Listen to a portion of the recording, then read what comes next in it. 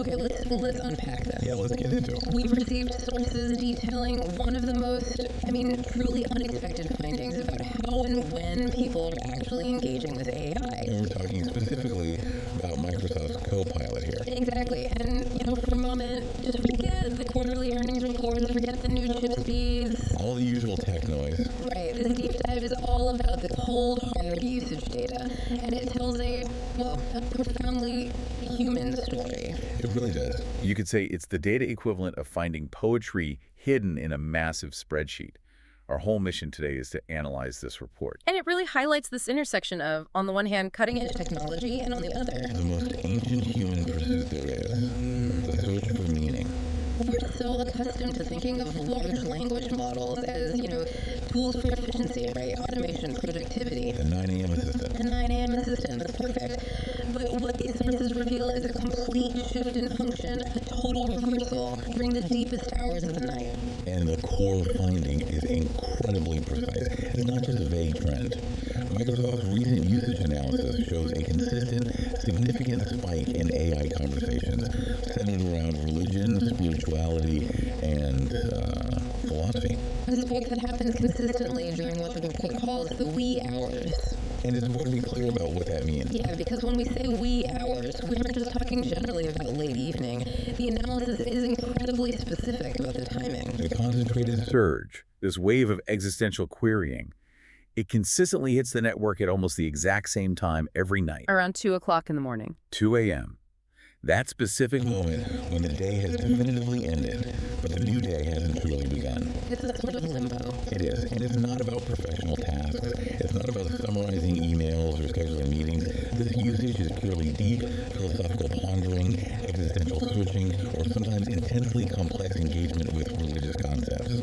So what this finding really represents is a surprisingly intimate convergence. That's a great way to put it. You have the instantaneous flexibility and, the limitless knowledge base of modern AI meeting that age-old solitary tradition of late-night introspection. We're going to explore how AI has essentially become the world's most available, and maybe most importantly, non-judgmental confidant for what the source calls the curious insomniac.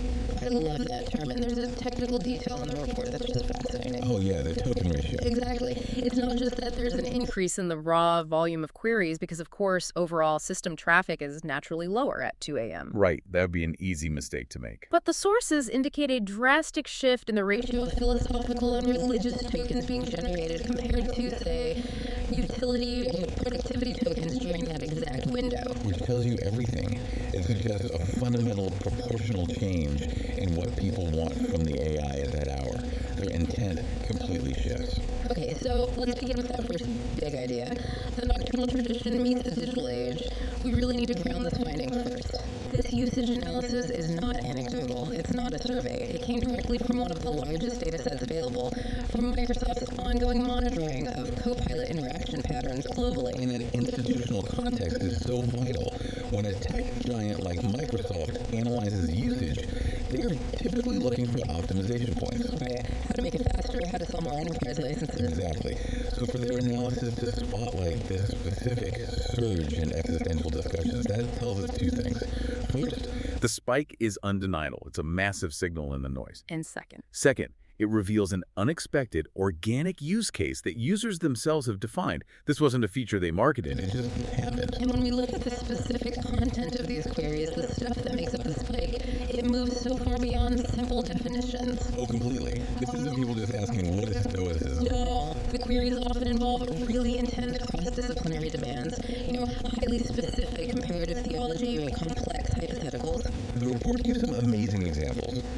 You see spikes for comparisons, like explain how the Mahayana Buddhist concept of sunyata or emptiness differs from Western existential nihilism. And it doesn't stop there. No, it continues, and then debate the two positions from the perspective of a modern physicist. That's an incredible demand to make of an AI at 2 in the morning. It is. It demands the AI draw deep, nuanced connections across highly specialized fields. It's the kind of engagement that would be almost impossible to sustain with a single book or even a quick Google search. So the initial analysis, the first conclusion they draw is that the timing is the key mechanism here. It has to be. The quiet hours, when the world's external demands, the emails, the meetings, the endless social scrolling, when all of that is finally ceased, it creates a kind of intellectual vacuum. The physical stillness encourages mental movement. It's a well-documented psychological phenomenon. During the day, our cognitive resources, our brain power, are all dedicated to solving immediate, practical problems. What's for dinner? Did I reply to that email? The logistics of life. Exactly. Yeah. But when those demands vanish in the quiet of the night, and our brain is maybe a little fatigued but not yet shut down, that's when the deeper, more complex, and often anxiety-inducing questions About meaning, purpose, existence. they're finally allowed to surface, they have space to breathe. And this is where the sources do something brilliant. They anchor this very modern technical data point in history by drawing a fantastic literary parallel. With F. Scott Fitzgerald, It's such a perfect connection. It really is. Yeah, Fitzgerald is quoted here, and he's tapping into that universal experience of midnight solitude. He wrote that, in a real dark night of the soul, it is always 3 o'clock in the morning. It's a powerful line. It defines that peak moment of spiritual or emotional isolation when you feel most alone. It's the bottom of the well. And what's so fascinating here is how the digital age hasn't replaced that dark night of the soul. It simply offered a new kind of cognitive scaffolding for it. That's a great term for it. We haven't stopped experiencing the 3 a.m. crisis, but now the moment it starts to hit, we grab the nearest device instead of just, staring at the ceiling. Which leads us to a really critical dissection of that 1 hour difference. Yeah. Fitzgerald's 3 a.m. crisis versus Copilot's 2 a.m. action. Right. The data doesn't say 3 a.m., it says 2 a.m. So what's happening in that hour? Well, the 3 a.m. moment, as Fitzgerald suggests, might be the absolute nadir of isolation. It's that point of resignation or exhausted reflection when your internal monologue has finally run its course and you just are. You've given up trying to figure it out. Maybe. But the 2 a.m. Copilot spike suggests something happening earlier. It implies that 2 a.m. is the moment that the crisis or the anxiety or just the deep curiosity emerges with enough urgency to compel the user to action. So it's the transition point. You're moving from silent, maybe painful reflection to an active, immediate search for interaction or for structure. Exactly. You can see that 3 a.m. is the passive suffering, whereas 2 a.m. is the active seeking. The decision to open the AI tool happens just before that peak isolation of 3 a.m. Which positions the AI as the immediate resource for that intellectual hunger. It validates the urgency of the thought by engaging with it instantly, before the mind gets too tired or the question just fades back into the subconscious. And that immediacy, that's something that has never existed before in human history for this kind of problem. Never. The timeless human quest for meaning thrives in the quiet of the night. But historically, the resources for that quest complex texts, knowledgeable people, were completely inaccessible that hour. Now, the moment the question surfaces, the world's information is ready to debate it with you. And the AI is effectively bridging that gap. The gap between the chaotic, abstract nature of our midnight thoughts and the structured, logical demands of real intellectual inquiry. It gives you a detailed, sophisticated response to become a critical component in navigating those moments of deep internal searching that before now you had to navigate entirely alone. So we really nailed down the when, this universal 2 a.m. crisis moment that's now been captured in cold, hard data. Right. But the truly revolutionary insight here, I think, lies in the why. Why is an AI the chosen confidant for this extremely vulnerable reflective time? Which brings us to our second section, the AI confidante. Exactly. This is where we have to transition from just observing the data to understanding the profound psychological mechanism that's at play here. Why are people bypassing traditional resources? A journal, a physical book, maybe even a late-night call to a friend, in favor of a large language model? The first, most foundational element is logistics, but I think we have to look deeper than just saying it's always on. Oh, absolutely. We need to consider what you called the activation energy required for inquiry. That's the core tension, isn't it? The AI offers instantaneous availability and flexibility that requires virtually zero activation energy. At 2 a.m., the curious insomniac is tired. Their willpower is low. The effort required to get up, find a correct physical book, navigate an index, locate a passage, it can feel monumental. Prohibitive even. Totally prohibitive. Copilot, however, requires only a simple voice command or a few keystrokes to initiate a highly sophisticated debate. This immediate engagement honors the spontaneous, fleeting nature of this kind of inquiry. But the truly critical factor, and the sources stress this repeatedly, is the concept non-judgmental space. This is where human interaction, for all its benefits, fundamentally fails the 2 a.m. thinker. Absolutely. Think about the nature of the questions being asked. They are often profoundly Sensitive. Maybe they're politically incorrect or spiritually challenging. Or they might just reveal an intellectual vulnerability the user would never, ever expose to a human peer. A question that feels Stupid to ask. The AI offers a sanctuary. It's a space where you can explore any tangent, even absurd or seemingly ignorant ones, without any fear of social judgment or ridicule. And this is critical, without unintended consequences later on. What do you mean by that? Well, if you tell a friend you're questioning a core belief, they will remember that. It might change how they see you. It becomes part of your social identity. The AI has no memory, no social circle. The conversation exists in a vacuum. This speaks directly to a psychological concept called anonymity bias mitigation. It's a bit of a mouthful, but the idea is simple. Right. If you have a radical philosophical hypothesis that challenges a lifetime of instilled beliefs, expressing that to an authority figure, a priest, a professor, or even a trusted family member, it carries an inherent risk. The risk of rejection or critique or just being misunderstood. The user knows the AI has no ego. It has no personal beliefs to defend. It has no capacity for moral judgment. This complete lack of social repercussions just lowers the barrier to entry for genuinely challenging, often painful self-reflection. It allows for pure intellectual exploration. Ideas are tested solely on their merit and their internal consistency, and they're completely free from the human desire to, maintain a consistent persona or save face. It's intellectual freedom in its purest form. Okay, so let's dedicate some serious time here to breaking down the multiple roles that the AI is playing in these nocturnal journeys. The sources outline a few distinct functions, and I want to make sure we cover them all. Let's do it. Starting with the most basic function, seeking answers. Right. This role utilizes the AI as a vast, efficient, and importantly structured informational source. You might be struggling to understand a complex historical religious schism, for instance. Or trying to clarify the subtle differences between various schools of philosophical thought. If you put that into a simple search engine, you're going to get back thousands of links, articles, forums, videos. It's overwhelming. The AI, however, provides a coherent, structured, often cross-referenced, and customizable summary in seconds. And I think the real power here is the AI's ability to synthesize and present opposing viewpoints with a degree of impartiality. That's a huge point. If you ask a human expert for an interpretation of a complex text, you will inevitably receive that expert's bias along with the information. Of course, it's unavoidable.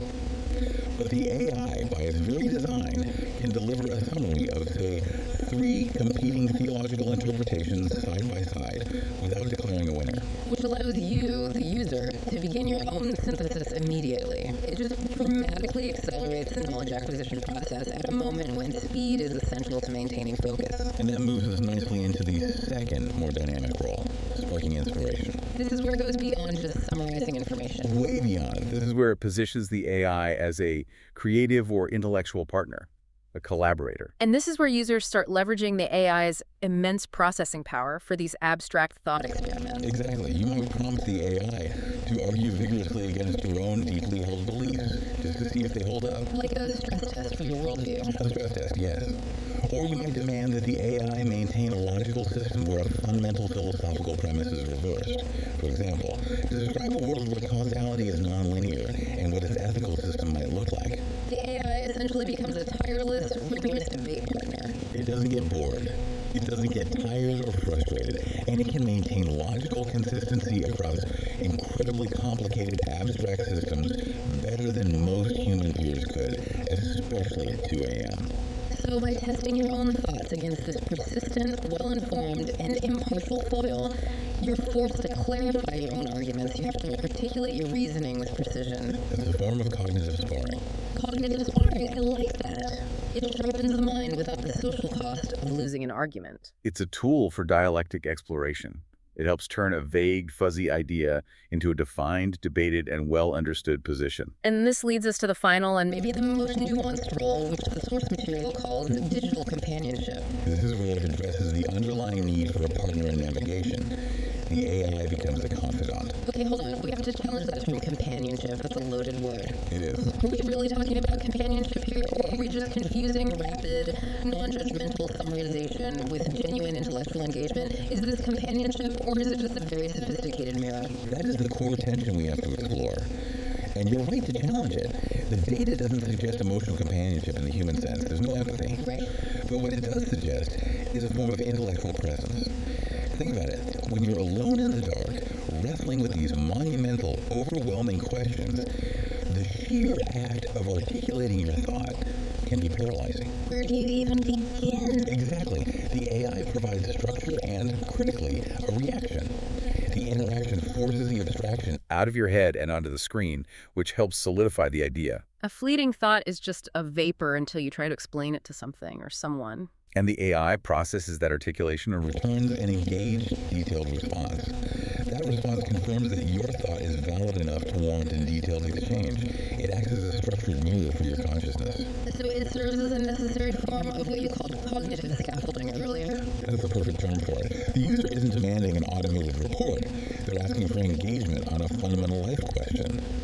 The AI provides the framework that helps the user organize their scattered, late-night thoughts into coherent philosophical queries. Which explains why the use spikes at 2 a.m.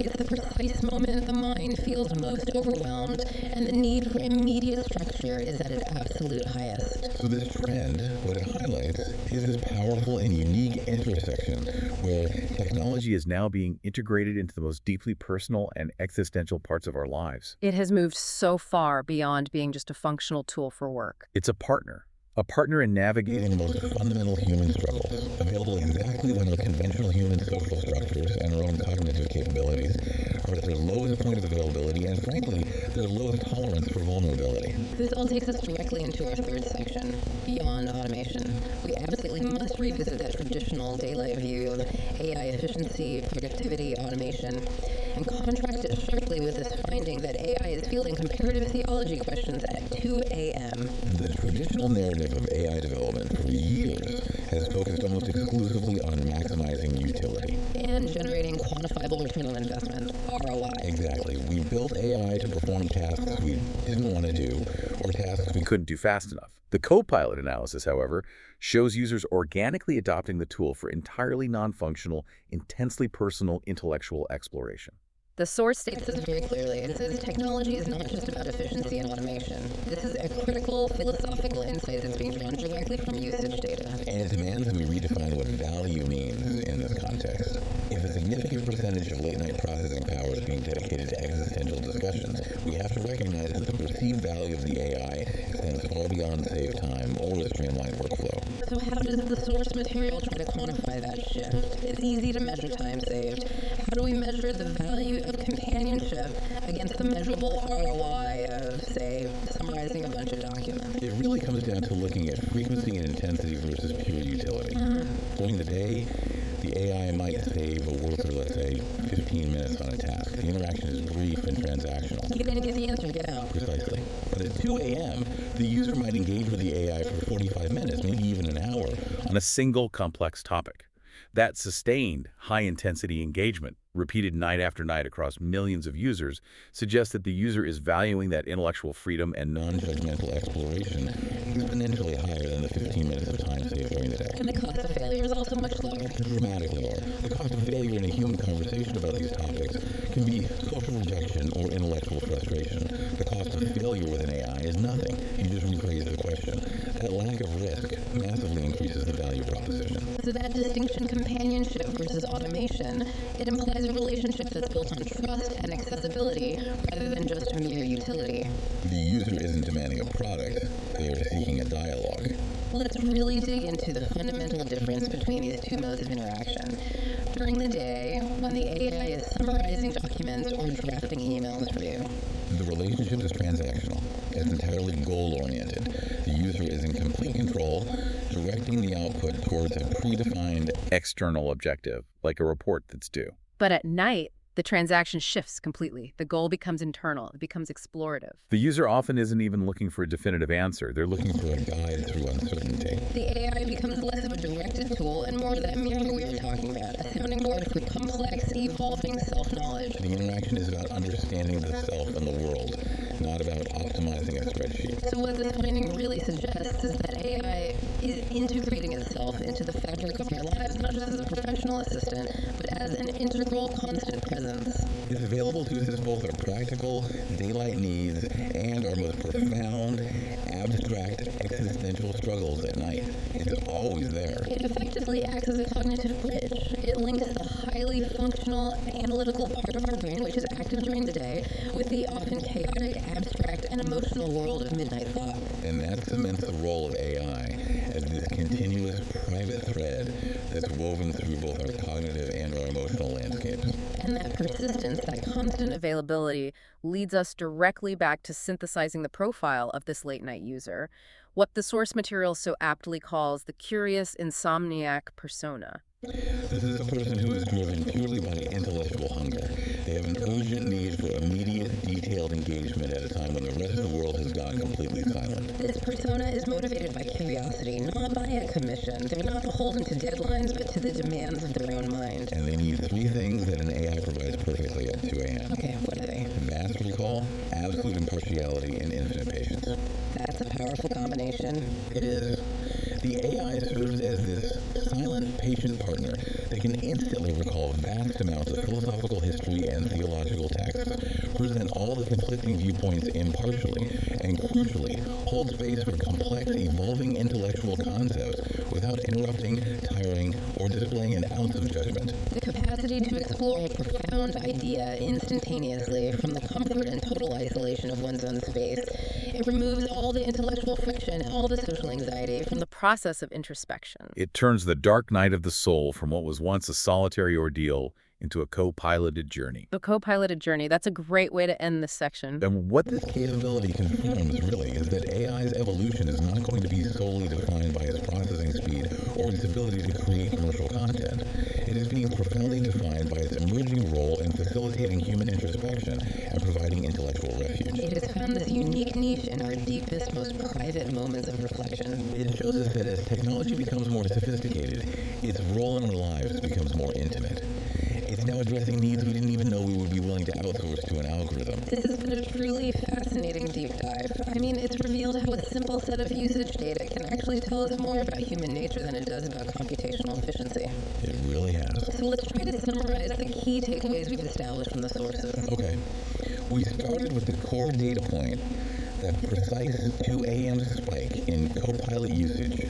dedicated to philosophy and religion, a unique finding derived from Microsoft's detailed token analysis. And this confirms that the ancient tradition of late-night reflection is not dead.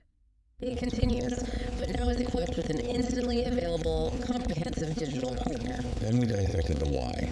We focused on the psychological appeal. AI is filling this critical role of a non-judgmental, instantaneously available confidant. It provides that crucial cognitive scaffolding necessary for articulating and exploring questions that are too sensitive, too complex, or just too abstract to easily share with human peers, especially during the quiet hours of the night. And finally, we explored the broader implication of all this, recognizing that AI is fundamentally moving beyond being a purely functional, efficiency-driven tool. The data shows it's becoming an integral part of the human search for meaning. It's shifting the very perception of technology. From mere automation to a genuine partner in sustained companionship and intellectual exploration. So what does this all mean for the future, particularly for the Definition of human privacy and reflection. That's the big question. We have this technology designed for optimization, being actively repurposed by users for existential comfort and vulnerability. So here's the thought I want to leave everyone with. If AI is already integrating itself into the most private and complex aspects of human thought, serving as a co-pilot during the metaphorical dark night of the soul, what happens when that intellectual presence becomes not just useful, but necessary? Oof, that's a heavy question. It is. If the 2 a.m. thinker finds more intellectual freedom and more non-judgmental support in an algorithm than they do in conventional human structures, friendship, religion, academia, what does that fundamentally change about how we seek knowledge and how we even define intimacy? The question shifts, doesn't it? It moves from can AI answer our questions to something much deeper. It moves to, does the very act of knowing ourselves now require a digital partner? That is the next philosophical quest. The Curious insomniac, and perhaps all of us will have to face. something to ponder next time the screen glows at 2 a.m. Thank you for joining us for the deep dive.